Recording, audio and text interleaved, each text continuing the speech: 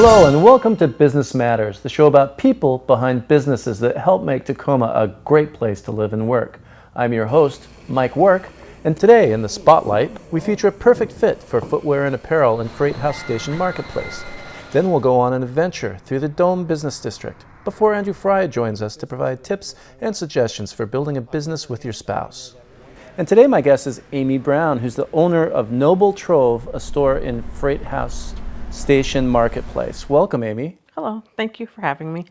Yeah, I'm excited to hear more about your store as well as the Freighthouse Station and Marketplace. But let's start with your store, Noble Trove. Tell me, it's a sort of a gift shop with some sports silver tones, but a lot of local crafts. Yeah, most of what I have is locally created, somewhere between I think Eatonville and Seattle. Wow. Kind of local range. So when you say local, it really is. Yeah. Most of it's got a Tacoma feel to it or a sports theme. I've got different vendors. I've got a vendor that does soap. I have vendors that do shirts. What kind of shirts? I have Shroom Brothers shirts. Are they have polos or buttons? No, T-shirts. Lots of different T-shirts. Okay. I have one of my vendors, Jason, he has a couple different Tacoma shirts that glow in the dark. I had my own stuff doing chainmail, so I have inlays and bracelets and then earrings. My sons help.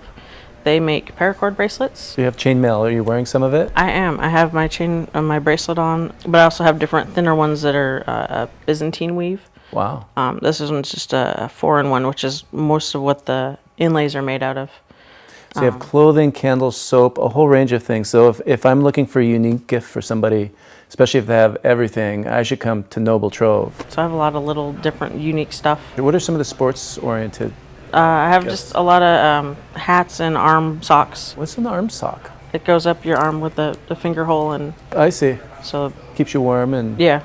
Well, I want to talk a little bit more about your business and how you got into it. But first, if somebody wants to come to Noble Trove and check out this great range of items that you have for sale, they can also go to a bunch of other stores in the Freighthouse Station Marketplace, which is really an interesting place. And do you feel more people need to know about it? We do. They do. We have a lot of stuff down there. We did have a barber. Now we have another barber that's going to be coming in.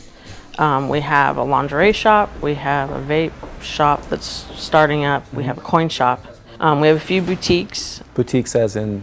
We have V's Boutique, so it's got clothing, more towards women's clothing, and then we also have custom fashions. We also have a sewing store that's opening up down there. We have a bead store that's come back. The art gallery, I think they've been there for over 25, 30 years. For an art store to stay in business that long, they're doing something right, and they've got interesting art, so definitely worth visiting. Definitely worth visiting. The last few months, they've become a part of the art walk. Oh, great. The third Thursdays. We also have a metaphysical shop. Vulcan Knives is there. That covers most everybody, plus the international food court. Right, the food court is what draws a lot of people. Yes. And there's just an amazing array of food. Wendy's is still there, a Vietnamese restaurant. Yep. Wendy's is still there. We have Thai and Teriyaki, Santa Fe, the Mexican restaurant.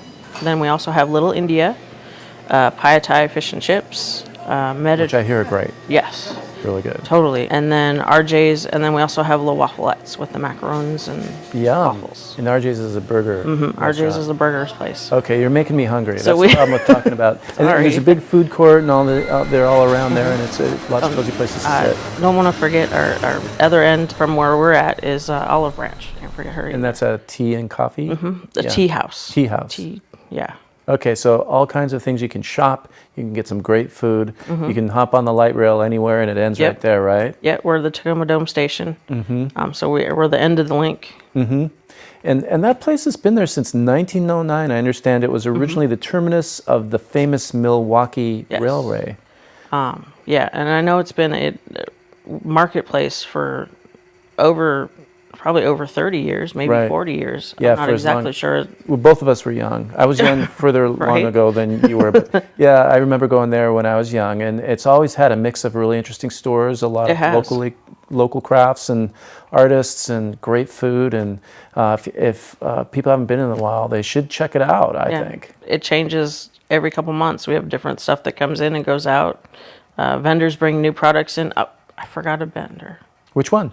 Claudia's attic. She has antiques and then that stuff. How did I forget? Because there's a lot down there. She's right across the hall from me. There's a lot to see. So I'm always interested, as a business person, what drew you to Freighthouse and your decision to start a business there?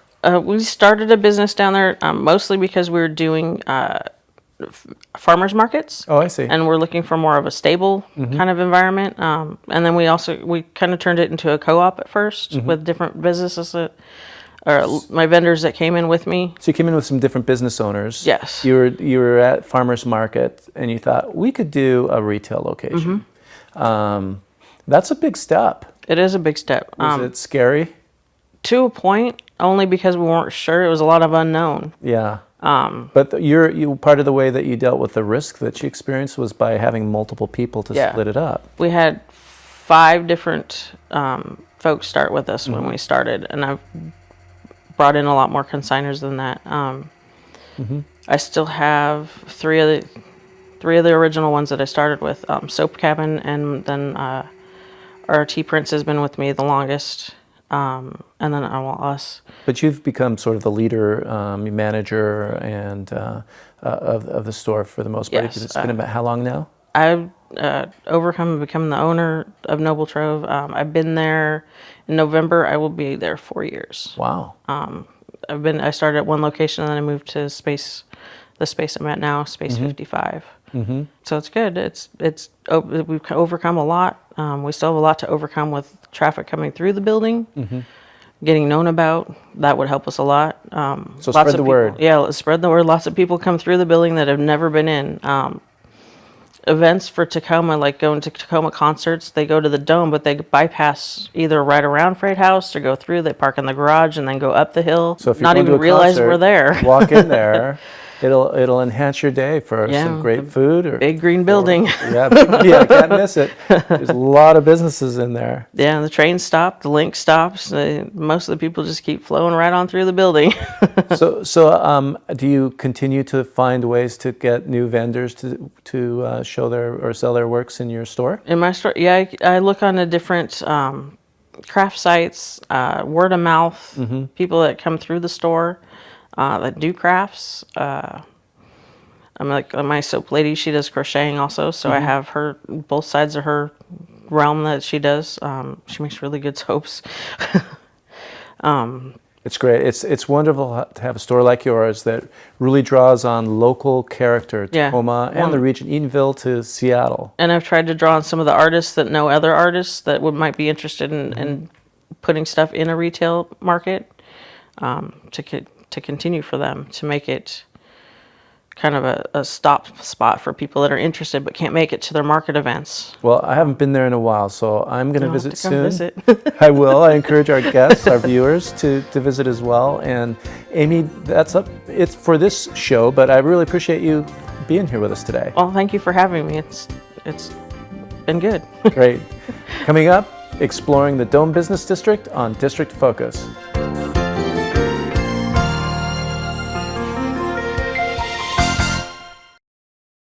Connecting people to business is what Tacoma is all about. Today we'll visit the heart of our regional transportation network, the Dome District, which features access to walkable venues from restaurants and shopping to rock star entertainment and classic automobiles. Hi, I'm Janice McNeil. Welcome to the Dome District.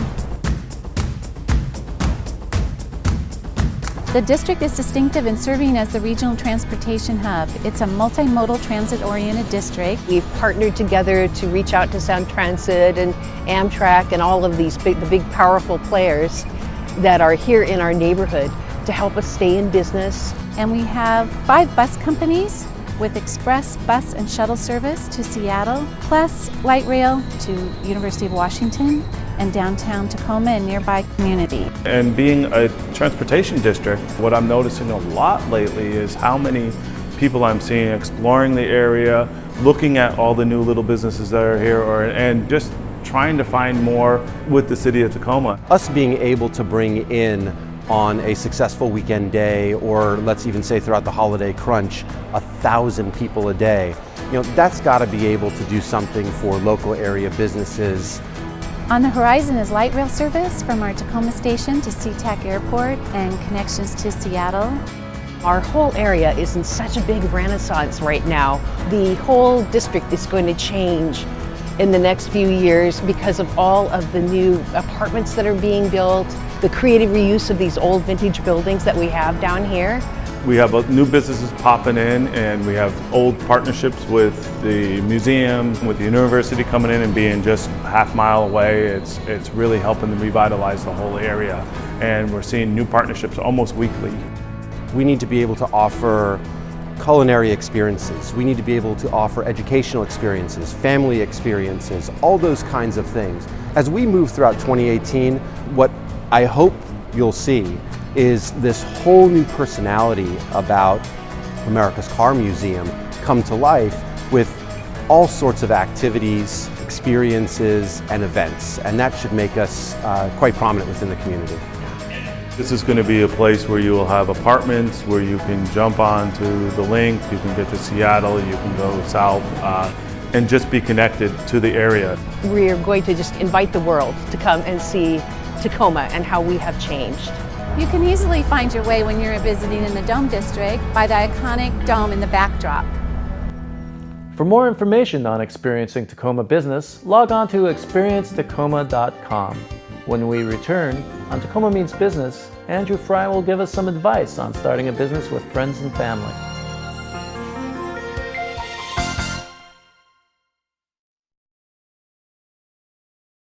Starting a business can be a daunting task, but if your spouse, significant other, or even family friends are involved, you might find someone to help share the entrepreneurial spirit with success on this episode of Tacoma Means Business. I've worked in education and I've been an entrepreneur for decades. That's what I've been doing with my career for quite some time now. My wife has worked in the healthcare industry since college, so she's put in quite a few decades as well. And of course, every so often we have that same conversation, work. And then we fantasize a little bit about what it would be like to start a business together. What would we do?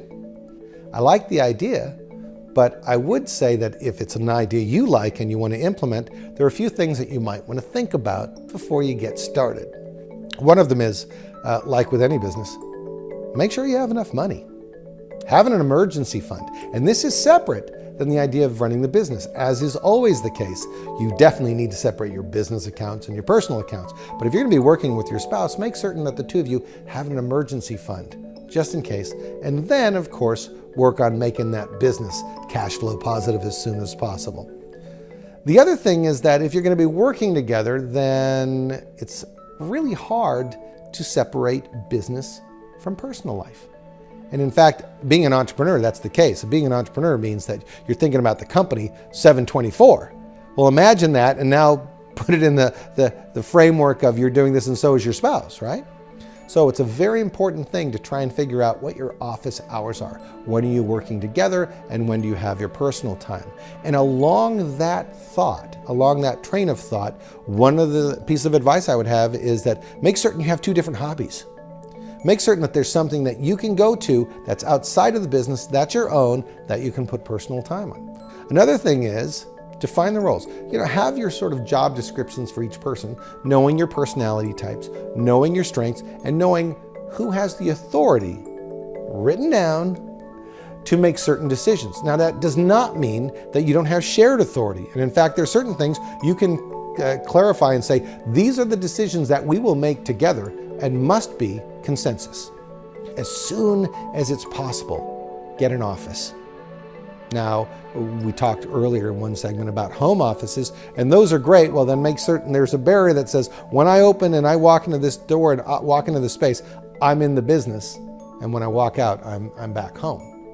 What helps a little bit better is to have an office for your business that you go to and that you can entertain clients or whatever else that you're working on. The other thing is, I know that with a new starting business and there's a lot of pressure, having an office may not be something in your budget, which is why you want to try and do co-worker location, that sort of thing, a rented office space, or find your favorite coffee shop and spend your office hours there. I personally still like the idea of eventually someday going into business with my wife. On the other hand, I know that when I do, I will think about all of these things that we need to take care of so that it becomes an enjoyable growth experience. Thanks, Andrew. For more ways on growing your business, check out Tacoma's Community and Economic Development Program at makeitTacoma.com. When Business Matters returns, boots and construction vests with fashion accessories in the spotlight.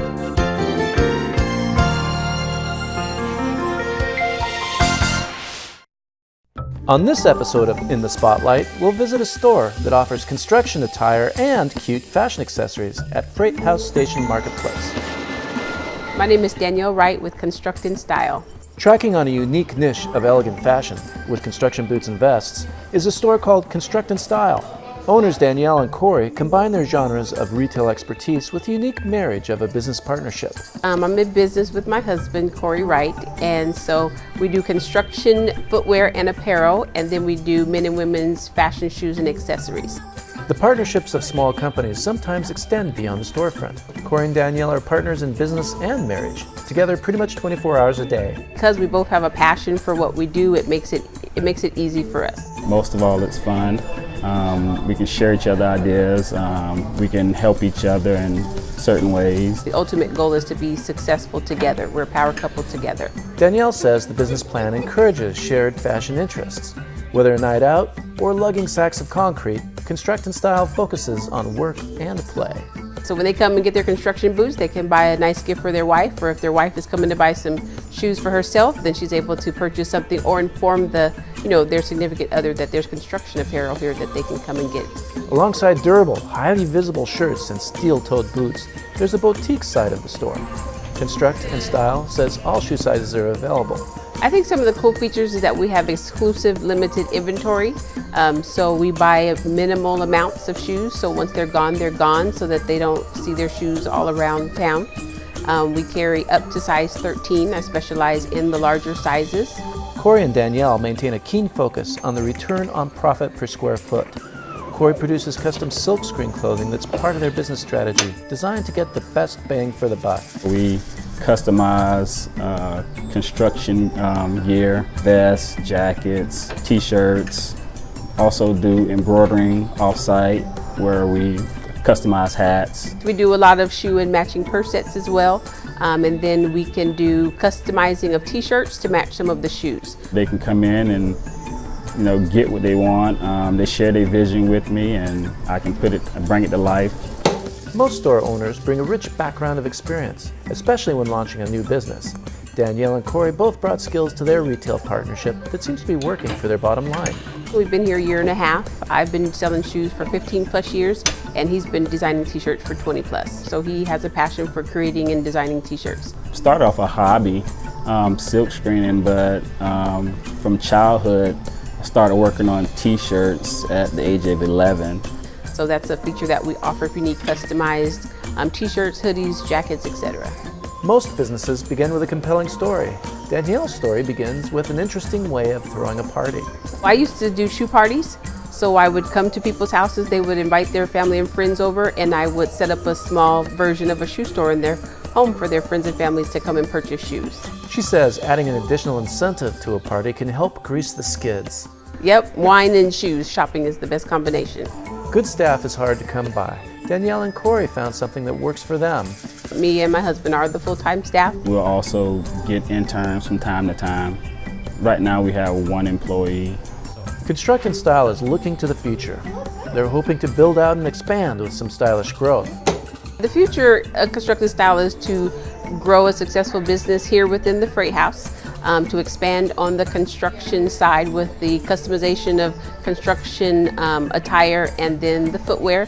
But then the ultimate goal is to have 3 locations. Danielle and Corey found a home at Freighthouse Station Marketplace. The reason? An extended retail family with deep Tacoma roots. So I was born in Hawaii, but I was raised in Tacoma, so Tacoma is home for me. Tacoma, we live here, so it's right around the corner from the house. Freighthouse Square offers, cute little boutiques and different type of things that you can't get, at a mall, at a major mall. We picked this location here at Freighthouse because it was antique building. You know, we had a lot of people come through here, come through Freighthouse. So I just like the uniqueness of Freighthouse Square, the family, you know, that we have as retailers here. And the ultimate goal is, you know, just to build and bring back recognition to the Freighthouse Square.